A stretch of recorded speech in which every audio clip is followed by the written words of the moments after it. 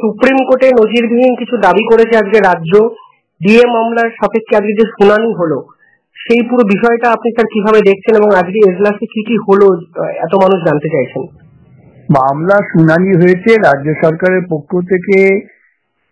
আগে যে সমস্ত কৌঁসুলিরা ছিলেন তাদের মধ্যে একজন অনলাইনে ছিলেন, এছাড়াও কপিল সিব্বল, শ্যাম দেওয়ান এবং আমেদি, এরা তিনজনে রাজ্য সরকারের পক্ষে সওয়াল করেছেন। সেই সওয়ালের মূল প্রতিপাদ্য বিষয় হচ্ছে যে রাজ্য সরকারি কর্মচারীদের দিয়ে আমরা যেটুকু মনে করব সেটুকুই প্রাপ্য, তার বাইরে কিছু নাই, এটাই ওদের মূল প্রতিপাদ্য বিষয়। আর ঘুরিয়ে ফিরিয়ে কপিল সিব্বল বলার চেষ্টা করেছেন যে এটা রায় হলে পরে গোটা ভারতবর্ষের উপর প্রতিক্রিয়া হবে, তাহলে তুমি গোটা ভারতবর্ষের সমস্ত রাজ্য সরকারকে শোনো। এটা ছিল একটা কৌশল যার মধ্যে দিয়ে মামলাটাকে যদি পিছিয়ে দেওয়া যায়, হয়তো আমার মনে হয়েছে।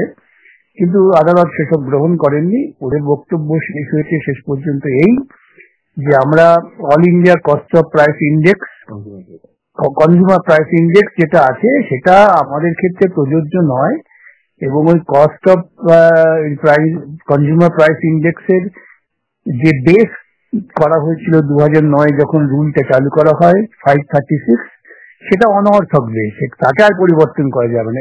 এই ধরনের যুক্তি খাড়া করেছেন। এখন আমাদের পাল্টা সওয়াল করতে হবে আগামীকাল। স্যার একটা জায়গায় ডিএ মৌলিক অধিকার কি অধিকার নয় সেই বিষয়ে সওয়াল হলো, আপনি বললেন মৌলিক অধিকার নয় কিন্তু আইনি অধিকার।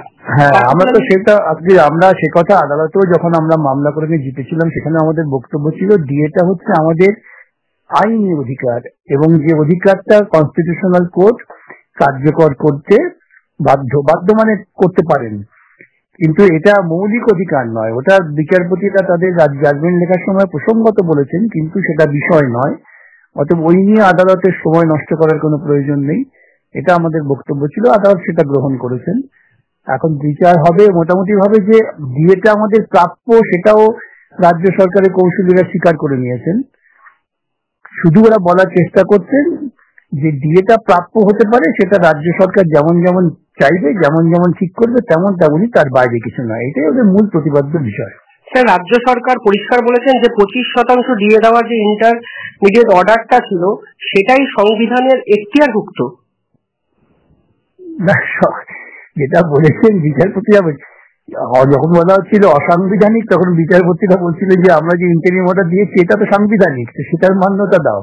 এটা একটা হালকাচালির কথা হয়েছে, রসিকতা জমি। স্যার আজকে ফের আদালত একবার মন্তব্য করলো যে ওরা তো আপনাদেরই কর্মী, কোথাও ওরা পালিয়ে যাচ্ছেন না, মানে কোথাও না কোথাও সেই রাজ্য সরকারকে টাকা দেওয়ার কথা পর্যবেক্ষণে বিচারপতি কি আজকে বলেছেন বিভিন্ন ক্ষেত্রে সেটা তারা মামলা চলাকালীন মন্তব্য করেছেন। যে কপিল সিব্বল যখন বলছিলেন আনকনস্টিটিউশনাল, তখন তারা বললেন আরে টাকাটা ওদের দাও, ওদের প্রাপ্য, সেটা তো কনস্টিটিউশনাল। এগুলো জাস্ট আমার মনে হয় হালকা চালে মন্তব্য, এটা নিয়ে খুব গভীর ভাবে ভাবার কোনো কারণ নেই। এটা রাজ্য সরকারের যে তাদের রাজনৈতিক দৃষ্টিভঙ্গি বা অর্থনৈতিক দীনতা সেটা প্রকাশ পেয়ে গেছে। রাজ্য সরকার আজকে আবার ঘুরে ফিরে বলছেন আমাদের টাকা নেই, পয়সা নেই। প্রসঙ্গত যখন আমি বললাম তাহলে আমাদের অন্য কথা বলতে হয়, এইসব টাকা কোথায় যাচ্ছে। যাই হোক, সে বিষয়ে আলোচনা এখনো হয়নি। কপিল সিব্বল পরিষ্কার দাবি করেছেন যে ধার করে টাকা দিতে হবে, আরবিআই থেকে ধার করতে হবে এবং এর জন্য বিল পাস করতে হবে বিধানসভায়। পার্টিকুলারলি প্রথমবার এই ধরনের কথাবার্তা সুপ্রিম কোর্ট আজকে রাজ্য সরকার বললেন। রাজ্য সরকার এই সমস্ত কথা বলে নিজেদের দেউলিয়াপনা প্রমাণ করছেন বারবার, এর বাইরে আর কি বলবো। স্যার পাসিং রেফারেন্স এই টার্মটা নিয়ে একটু আলোচনা হচ্ছে বিভিন্ন জায়গায়, যেখানে আপনিও মন্তব্য একটা করেছেন যে ডিএ সরকারি কর্মীদের আইনি অধিকার। তো এই বিষয়টা কি একটু জটিল বলে আপনার মনে হচ্ছে? কারণ অনেকে বলছেন মৌলিক অধিকার নয় আইনি অধিকার, এটাকে নিয়ে কি এই মুহূর্তে মন্তব্য করা যায়? আমরা তো বারবারই বলছি এটা আইনি অধিকার, মৌলিক অধিকার আমরা বলিনি। বিচারপতিরা তারা একটা প্রসঙ্গত বলেছেন যে এই বেতনটা যদি না পায় তাহলে তো কর্মচারীদের অসুবিধা হবে, এই টাকাটা না পেলে। সে অসুবিধা হলে তখন তার জীবন জীবিকার প্রশ্ন আসবে। তার সঙ্গে আর্টিকেল 21 এইটাই বলার চেষ্টা করেছেন যে এটাই মৌলিক অধিকার, বলেনি আদালত কখনো। আরো একটা ইন্টারেস্টিং বিষয় যে 100 দিনের টাকা রাজ্য পায় না, এইটা আজকে ডিএ মামলার শুনানিতে বলা হলো রাজ্যের পক্ষ থেকে। অর্থাৎ কোষাগারে টাকা নেই, 100 দিনের টাকা দিলে ডিএটা দেওয়া যাবে। সরকার যথারীতি এই সমস্ত অবান্তর কথা বলে। 100 দিনের টাকা পাবে কি? আগে কাজটা করালে তবে তো টাকা পাবে। হাইকোর্ট থেকে রায় করা হয়েছে, সেখানে বলেছে 100 দিনের কাজ শুরু করতে হবে। ওরা তো এখনো 100 দিনের কাজ শুরু করতে হলে গ্রামে গ্রামে ওদের স্কিম তৈরি করতে হবে। স্কিম তৈরি করে যারা কাজ করতে চান, দরখাস্ত করেছেন, তাদের কাজে লাগাতে হবে, তারপর তো টাকা। আগে থেকে টাকা দেবে কেন? কারণ ইতিমধ্যেই তো এটা প্রমাণিত হয়েছে যে রাজ্য সরকারের তৃণমূল কংগ্রেসের কর্মীরা দুর্নীতির সঙ্গে যুক্ত মনরেগার কাজেও। এটা আদালতে স্বীকৃতি হয়ে গেছে। নিজেদের স্বচ্ছতা বজায় রাখতে গেলে পরে নতুন স্কিম করে কাজ করার টাকা যদি না দেয়, সেটা আমার দায়িত্ব টাকা আদায় করে দেবো কিভাবে। আদালতে তো আমরা রয়েছি এখনো, কিন্তু ওরা কাজই করাচ্ছেন না, স্কিমই তৈরি করছেন না। গরিব মানুষগুলোকে পাঠিয়ে দিচ্ছেন মণিপুরে, পাঠিয়ে দিচ্ছেন দিল্লিতে মার খাওয়াবার জন্য। স্যার, কেন্দ্রীয় হারে ডিএ, এটা নিয়ে আজকে রাজ্য পরিষ্কার বলেছে যদি 13টি রাজ্য এরকম আছে যারা কেন্দ্রীয় হারে ডিএ দেয় না, অর্থাৎ পাল্টা যুক্তি রাজ্যের পক্ষ থেকে দেওয়া হলো যে আমরা বাধ্য নই কেন্দ্রীয় হারে ডিএ দিতে, রাজ্য যেটা মনে করবে ঠিক সেটাই দেবে। কেন্দ্রীয় হারে ডিএ দিতে হবে এ কথা আদালত বলেনি।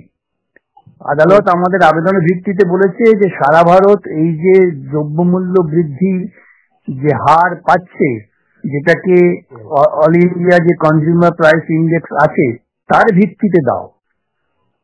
ওরা তো কেন্দ্রীয় হারে দিতে হবে তা তো রাজ্য সরকার, আমাদের আদালত বলেননি। আসলে ওরা জিনিসপত্রের দাম বাড়ছে, সেই দাম বৃদ্ধির অনুপাতে দিয়ে বাড়ানো, যেটা একটা মৌলিক আইনি অধিকার আমাদের, সেটাকে কার্যকর করছেন না। সেটাই এখন বিবেচ্য আলোচনা। স্যার, আপনারা কতটা কনফিডেন্ট কালকে আপনারা আপনাদের সওয়ালটা করবেন এবং অবশ্যই একটা পজিটিভ আউটকাম আসবে? দেখুন, আমি তো প্রথম দিন থেকেই কনফিডেন্ট। এখন আদালতে কি হবে শেষ পর্যন্ত সে রায়টা আমি লিখবো না, আদালত লিখবে, কিন্তু আইনগত দিক থেকে আমাদের মধ্যে কোন রকম দ্বিধা নেই। স্যার, মানে দীর্ঘ লড়াই, আপনাদের লড়াই, আপনার লড়াই, ব্যক্তিগত একটা লড়াই, আজকে সেই লড়াইয়ের ম্যাচ ডে -1 অর্থাৎ শেষ দিনে এসে দাঁড়িয়ে আছেন, চাপ ফিল করছেন নাকি আত্মবিশ্বাসী? আমি আত্মবিশ্বাসী। আমি এবং আমার জুনিয়র যারা আছেন সকলে আত্মবিশ্বাসী।